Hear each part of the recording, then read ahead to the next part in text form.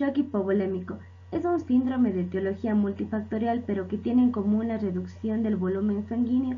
Está desencadenado por una inadecuada perfusión aguda sistémica debido a un desequilibrio entre demanda y oferta de oxígeno a los tejidos por aporte inadecuado o mala utilización a escala celular, que lleva a hipoxia tisular y a disfunción de órganos vitales determinado por una reducción del volumen sanguíneo circulante. Dentro de las principales causas encontramos las más comunes.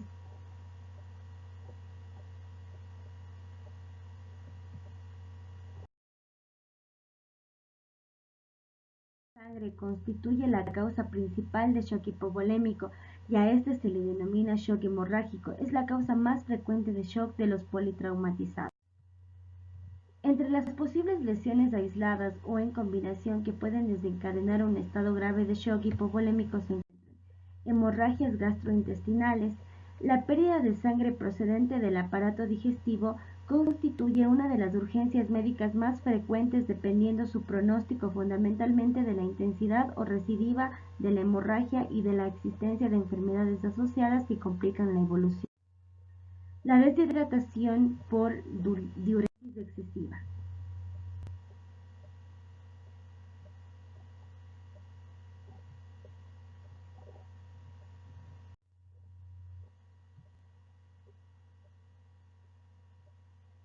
La deshidratación por pérdida de líquidos en cuadros clínicos de vómitos y diarreas.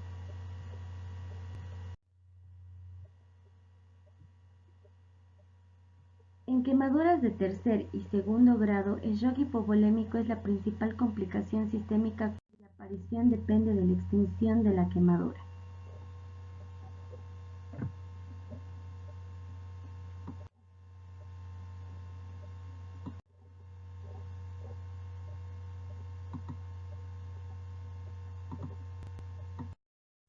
Signos y síntomas de shock hipovolémico. Es de vital importancia establecer el diagnóstico de shock en su fase inicial para evitar el desarrollo de daño tisular. Los signos y síntomas precoces son pulso débil y rápido,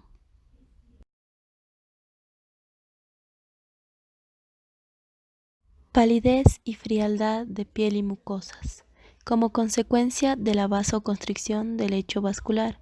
Se realiza el test de relleno capilar en el pulpejo de los dedos o lecho unguial, midiendo el tiempo en segundos que tarda el lecho capilar en rellenarse tras ser comprimido, considerándose normal cuando éste se produce en menos de 3 segundos.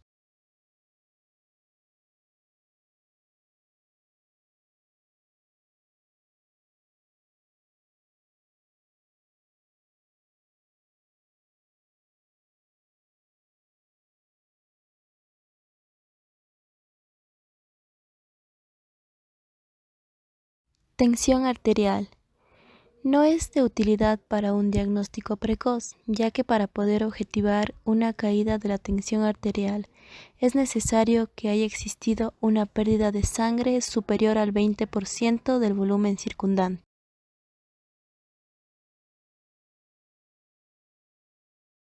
Taquipnea, respiración anormalmente rápida y a menudo poco profunda.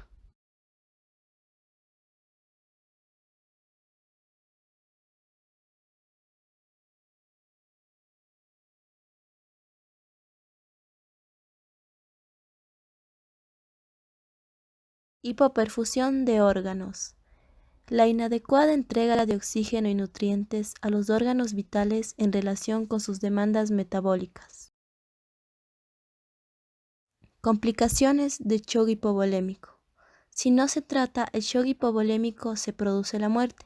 La falta de sangre y líquidos en el organismo puede acarrear las siguientes complicaciones graves.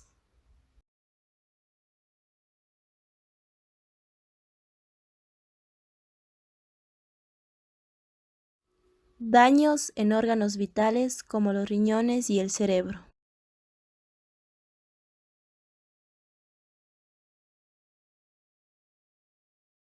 Gangrena en brazos y piernas. Ataque cardíaco. Los efectos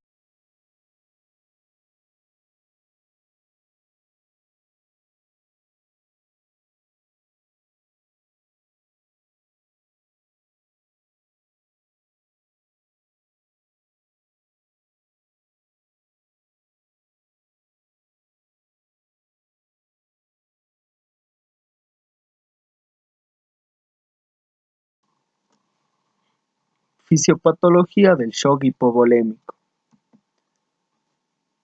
En el shock hipovolémico va a existir una disminución del volumen sanguíneo que puede ser ocasionadas por hemorragias, ya sea por traumatismos o también se puede perder mediante enfermedades gastrointestinales, ya sea por vómitos o por diarreas, lo que provoca una disminución del retorno venoso hacia el corazón, y esto produce consecuentemente una disminución del gasto cardíaco, lo que provoca que no haya una fuerza o presión suficiente para inyectar esa sangre hacia la circulación sistémica, lo que provoca que en el organismo realice mecanismos compensatorios, que en primer lugar va a existir un aumento de la frecuencia cardíaca que se va a manifestar como taquicardia. Otro de los mecanismos es que va a producir vasoconstricción periférica. Esto se produce a nivel de ciertos órganos como son en los vasos sanguíneos de la piel, en órganos abdominales y en el riñón.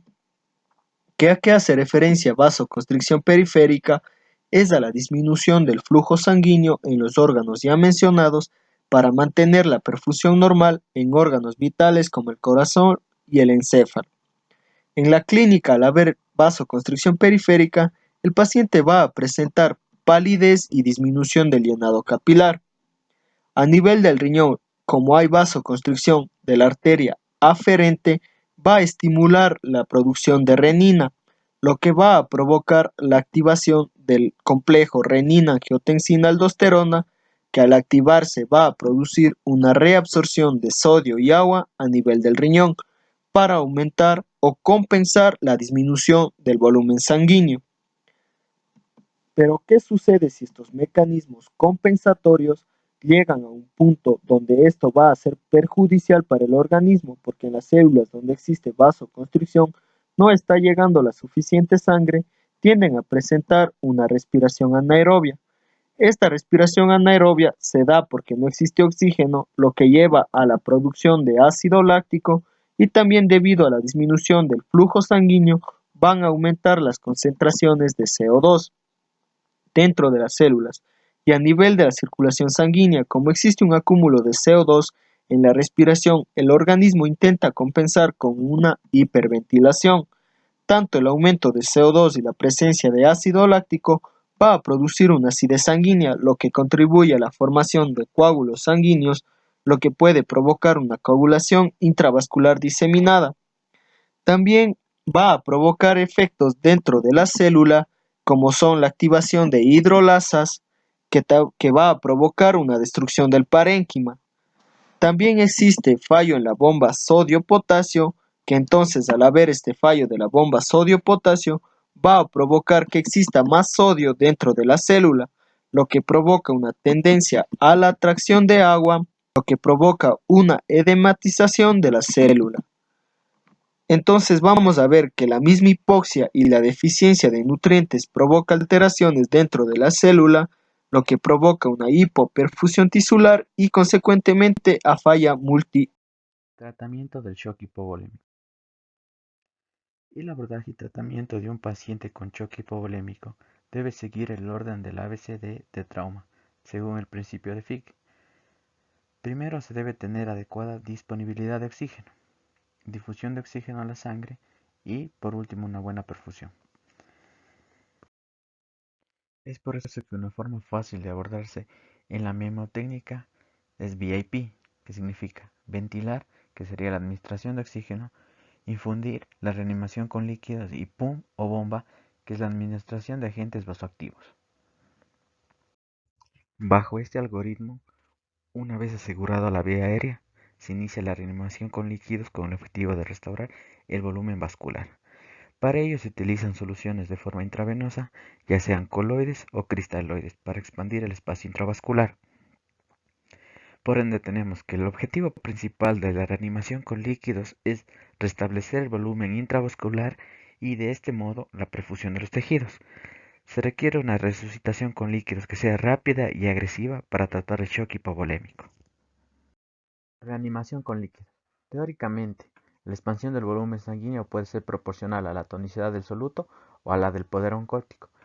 Entonces, decimos que la familia de las soluciones de cristaloides incluyen soluciones isotónicas e hipertónicas, mientras que la familia de los coloides incluyen soluciones hiponcóticas e hiperoncóticas.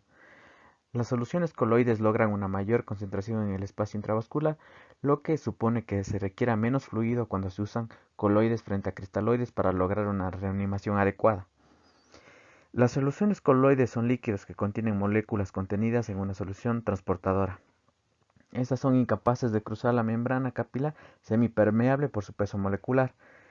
Los cristaloides son soluciones de iones permeables, como por ejemplo el sodio y el cloro, que determinan la tonicidad del fluido. Ventajas y desventajas de usar soluciones cristaloides o coloides. Entonces, las soluciones cristaloides.